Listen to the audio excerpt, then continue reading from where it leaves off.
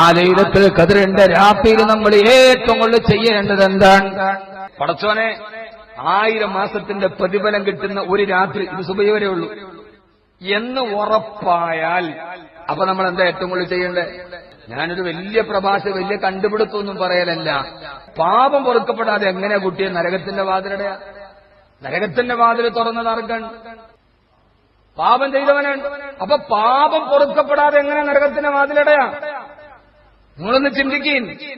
അതുകൊണ്ടാണ് യാ റസൂലല്ലാഹ്, ഇന്ന് ലൈലത്തുൽ ഖദ്റാണെന്നറിഞ്ഞാൽ നീ ചെയ്യേണ്ടതെന്നാണ് നിസ്കാരം വർദ്ധിപ്പിക്കലല്ല.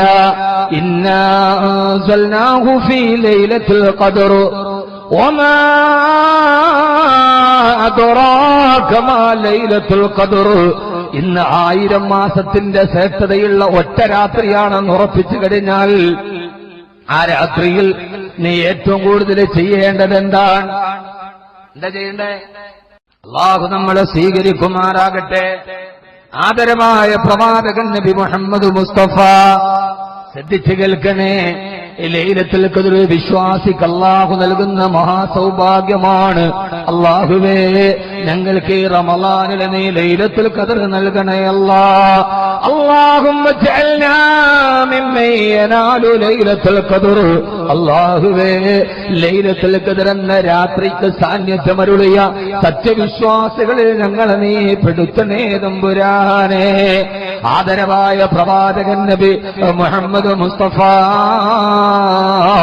സല്ലല്ലാഹു അലൈഹി വസല്ലമയോട് മഹദിയായ ആയിഷത്തു സിദ്ദീഖ റളിയല്ലാഹു തആല ചോദിച്ചുവത്രേ, യാ റസൂലല്ലാഹ്, യാ റസൂലല്ലാഹ്, ഇന്നത്തെ രാത്രി ലൈലത്തുൽ ഖദ്റാണെന്ന് എനിക്ക് ഉറപ്പായി കഴിഞ്ഞാൽ ഞാൻ എന്താണ് ഹബീബേ ചെയ്യേണ്ടത്? ഇന്നത്തെ രാത്രി എനിക്ക് ഉറപ്പാണെന്ന് കഴിഞ്ഞാൽ അതെന്തോ ഒരു ഭാര്യ ഭർത്തൃബന്ധമാണ്. ആ ഭാര്യയും ഭർത്താവും തമ്മിൽ പരസ്പരം സംസാരിച്ചത് അവരുടെ വീട്ടിലെ ദാരിദ്ര്യത്തെക്കുറിച്ചല്ല, അവരുടെ മക്കളുടെ വിദ്യാഭ്യാസത്തെക്കുറിച്ചല്ല, അവരുടെ വീടുകളുടെ പരിമിതികളെ കുറിച്ചല്ല, വാങ്ങിക്കൂട്ടേണ്ട സ്വത്തുക്കളെ കുറിച്ചല്ല. ലോകത്തിലെ ആ ഭാര്യ ഭർത്താക്കന്മാരുടെ സ്വകാര്യ സംഭാഷണം അവരവരുടെ ജീവിതത്തെക്കുറിച്ചായിരുന്നുവെങ്കിൽ ഈ നന്മകളൊന്നും നമുക്ക് കിട്ടുമായിരുന്നില്ലല്ലോ. ഒരു റമളാനിന്റെ രാത്രിയിൽ തന്റെ പ്രിയപ്പെട്ട ഭർത്താവ് ചാരത്ത് കിട്ടിയപ്പോ ഭാര്യയുടെ ആദ്യത്തെ ചോദ്യം, ക്ഷീണിച്ചിരിക്കുന്നല്ലോ, നോമ്പ് പിടിച്ചിട്ട് ക്ഷീണിച്ചല്ലോ എന്നൊന്നുമല്ല. യാ റസൂലല്ലാഹ്, ആയിഷ ബീവിയുടെ ചരിത്രമാണ്. ചോദ്യങ്ങൾ നമുക്ക് അനുഗ്രഹമാണ്, ഉത്തരങ്ങൾക്ക് നമുക്ക് ഏറ്റവും വലിയ ആഗ്രഹങ്ങളാണ്. നാളെ സ്വർഗത്തിലേക്കുള്ള യാത്രയിൽ ചെയ്യാൻ പറ്റിയ സുഹൃതങ്ങളുടെ ചുമടുകൾ നമുക്ക് നൽകാനാണ് ആയിഷ എന്ന ഭാര്യ മുത്ത് റസൂലുള്ളാഹി സ്വല്ലല്ലാഹു അലൈഹി വസല്ലം എന്ന ഭർത്താവിനോട് കൊഞ്ചിയത്, പിണങ്ങിയത്, ചോദിച്ച് നമുക്ക് പറഞ്ഞു തന്നത്. അങ്ങനെ ഒരു ചോദ്യമാണ്, യാ റസൂലല്ലാഹ്, ഇന്നത്തെ രാത്രി ലൈലത്തുൽ ഖദ്റാണെന്ന് എനിക്ക് ഉറപ്പായി കഴിഞ്ഞാൽ ഇന്നത്തെ രാത്രിയിൽ ഞാൻ അധികരിപ്പിക്കേണ്ടത് എന്താണ് നബിയേ?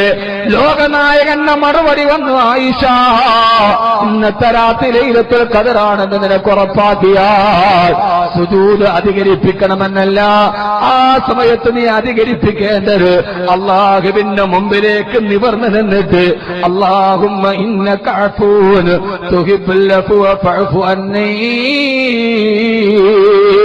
ആയിഷ, ലൈലത്തുൽ ഖദ്റിൽ നീ ആവർത്തിച്ച് റബ്ബിനോട് പറഞ്ഞു, നിന്റെ റബ്ബിനോട് പറഞ്ഞു. എന്താണ് പറയേണ്ടത് നബിയെ? ഇന്ന് ലൈലത്തുൽ ഖദ്റിന്റെ രാത്രിയാണ്. അല്ലാഹുമ്മ ഇന്നക അഫൂൻ, അല്ലാഹുവേ, അല്ലാഹുവേ, ഇന്നക അഫൂൻ, അല്ലാഹുവേ, നീ പാപങ്ങൾ പൊറുക്കുന്നവനാണ്.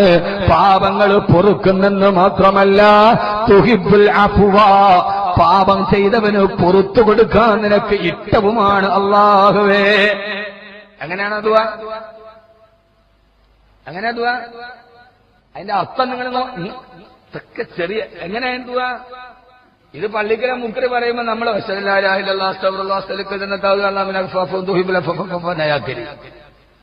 അങ്ങനെയല്ല.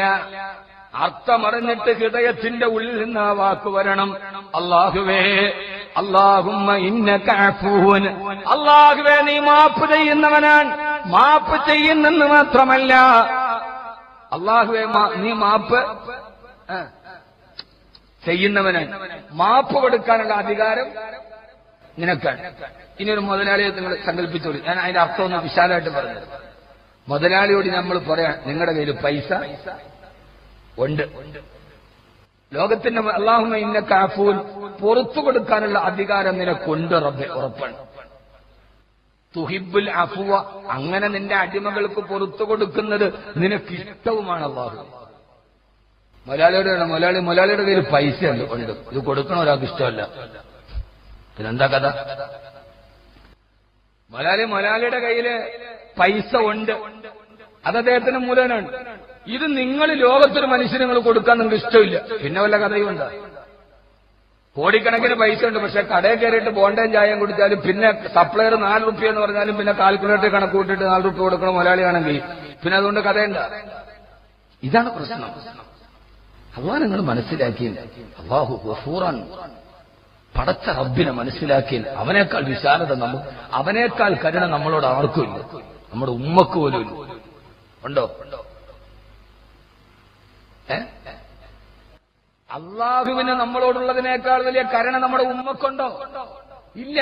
നമ്മളൊരു തെറ്റ് കാണിച്ച ചിലപ്പോ ഉമ്മ പറയും, എന്റെ മോൻ സാറേ ഇവനിതെല്ലാം ചെയ്തുകൊണ്ട് കിടക്കണം, അവൻ കള്ളു കുടിക്കും എന്നാര് പറയും? ഉമ്മ പള്ളിക്കൽ ഇമാമിനോട് പറയും.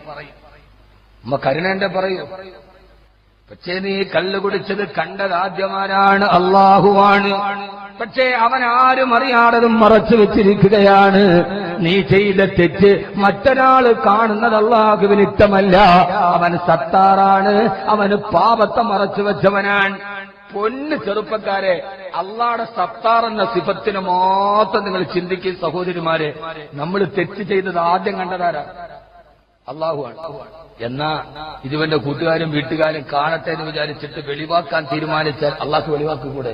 പക്ഷെ അള്ളാഹു സത്താറാണ്. അള്ളാഹുടെ ഒരു സിഫത്താണ് സത്താർ. അവൻ മൂടി വെക്കുന്നവനാണ്. നമുക്ക് അള്ളാഹുടെ സ്വഭാവമില്ല. നമ്മൾ കാണണ്ടതും കാണാത്തതും നമ്മൾ മൂടി വെക്കൂല എന്ന് മാത്രമല്ല, മൂടി പൊളിച്ചിട്ട് നമ്മൾ അതിന്റെ വെളിയിൽ കൊണ്ടുവരും. ചാരക്കണ്ണുകൾ, അതാണ് മനുഷ്യൻ. അല്ലാഹു മൗജൂദുൻ ഖദീമുൻ ബാഖി മുഖാലിഫുൻ ലിൽ ഖൗമി ലിൽ ഇത്തിലാഖി. തെറ്റ് ചെയ്യുന്നത് കണ്ട അള്ള മൂടിവെക്കും. അതുകൊണ്ട് അള്ളാഹുടെ അടിമകളെ, ഒരാള് തെറ്റ് ചെയ്താൽ വാട്സപ്പിലത് പ്രചരിപ്പിക്കുന്നത് അള്ളാഹ്ക്ക് ഇഷ്ടമല്ല. ഞാനതിനോട് രാജിയാവൂല, ഞാൻ തെറ്റുകൾ പ്രചരിപ്പിക്കും. പാടില്ല. നിന്റെ റബ്ബിനത് ഇഷ്ടമല്ല. നിന്റെ സുഹൃത്തിന്റെ കുറവുകൾ, മറ്റുള്ളവരുടെ ന്യൂനതകൾ, അത് നീ വാട്സപ്പിലും ഫേസ്ബുക്കിലും പ്രചരിപ്പിച്ചിട്ട് വെളിവാക്കി പറയുന്നത് അള്ളാഹുവിന് ഇഷ്ടമല്ല. ഒളിക്യാമറയിൽ കുടുങ്ങിയത് ഇഷ്ടമല്ല റബ്ബിന്. അവന്റെ അടിമകളുടെ തെറ്റുകളെ മറച്ചു വെക്കുന്നവനാണ് അല്ലാഹ്. അതുകൊണ്ട് അല്ലാഹുവേ, പുറത്തു കൊടുക്കാൻ അധികാരം നിനക്കുണ്ടെന്ന് മാത്രമല്ല, തുഹിബ്ബുൽ അഫ്വ, നീ പൊറുക്കുന്നു കൊടുക്കുന്നത് നിനക്ക് ഇഷ്ടമാണല്ലോ അല്ലാഹ്. ഇതാണ് ദുആ. അവ്മ ഇന്നക അഫൂൻ തുഹിബ്ബുൽ ഹുബ്ബ് എന്ന് കേട്ടിട്ടില്ലേ? ഹുബ്ബ് എന്ന് പറഞ്ഞാൽ എന്താ? റബ്ബറിയാതാരനോട് ഹുബില്ലേ? അള്ളാഹുവേ നിനക്ക് ഭയങ്കര ഇഷ്ടാൻ. നമ്മൾ പറയില്ല ഐ ലവ് യു, ഹുബ്ബൻ. അറബികൾ പറയില്ല അനഹിബ്ബക്, അനഹിബ്ബക് എന്ന് പറഞ്ഞാൽ എനിക്ക് നിന്നോട് വലിയ ഇഷ്ടമാണ്. എന്നതുപോലെ തുഹിബ്ബു, അള്ളാഹുവിന് അഹബ്ബ യുഹിബ്ബു, അള്ളാഹുവിന് ഇഷ്ടമാണ് നിങ്ങൾക്ക് പുറത്തു തരുന്നത്. എന്നാ പിന്നെ നമുക്കത് ചോദിച്ചൂടെ സഹോദരങ്ങൾ? നിനക്ക് തരാൻ എനിക്കിഷ്ടമാണ്, എനിക്കൊരു വൈമനസ്സില്ല നിനക്ക് തരാൻ. എന്നാ പിന്നെ നമുക്ക് ചോദിച്ചു വാങ്ങിച്ചുകൂടെ? അതിനുള്ള സമയമാണ്. അല്ലാഹു നമുക്ക് തൗഫീഖ് നൽകി അനുഗ്രഹിക്കുമാറാകട്ടെ. അതുകൊണ്ട് സഹോദരങ്ങളെ, തുഹിബ്ബുൽ അഫ്വ ചോദിക്കേണ്ടതുപോലെ ചോദിച്ചാൽ നിനക്ക് തിരിച്ചു തരും, നിനക്ക് പുറത്തു തരുന്നത് ഇഷ്ടമാണല്ലോ അല്ലാഹ്. ഫഅഫു അന്നീ അല്ലാഹുമ്മ ഇന്നക അഫ്വുൻ തുഹിബ്ബുൽ അഫ്വ ഫഅഫു അന്നീ. എന്നാൽ നീ എനിക്ക് പുറത്തു തരുമോ റബ്ബേ? അല്ലാഹുവേ, നിനക്ക് ഇഷ്ടമാണല്ലോ അല്ലാഹ്, നീ എനിക്ക് പുറത്തു തരുമോ തമ്പുരാനെ? എന്നല്ലാഹുവിനോട് ലൈലത്തുൽ ഖദ്ർ ഉറപ്പുള്ള രാത്രിയിൽ ചൊല്ലേണ്ട ദിക്ർ പാപമോചനത്തെ കുറിച്ചാണ്. പുറത്തു തരാൻ ഇഷ്ടമാണ് ചെറുപ്പക്കാരാ. അതുകൊണ്ടാണ് മദീനത്തെ പള്ളിയിൽ ആദരവായ പ്രവാചകൻ നബി മുഹമ്മദ് മുസ്തഫ, പറ, ആദരവായ പ്രവാചകൻ നബി മുഹമ്മദ് മുസ്തഫ, ഉറക്കെ ഒന്ന് ഉഷാറാവി. നമ്മുടെ അവസാനത്തെ ദുആ സ്വീകരിക്കണം. ഒന്ന് മനസ്സ് കലങ്ങണം, മറ്റൊന്ന് കൽബിൽ സലാത്ത്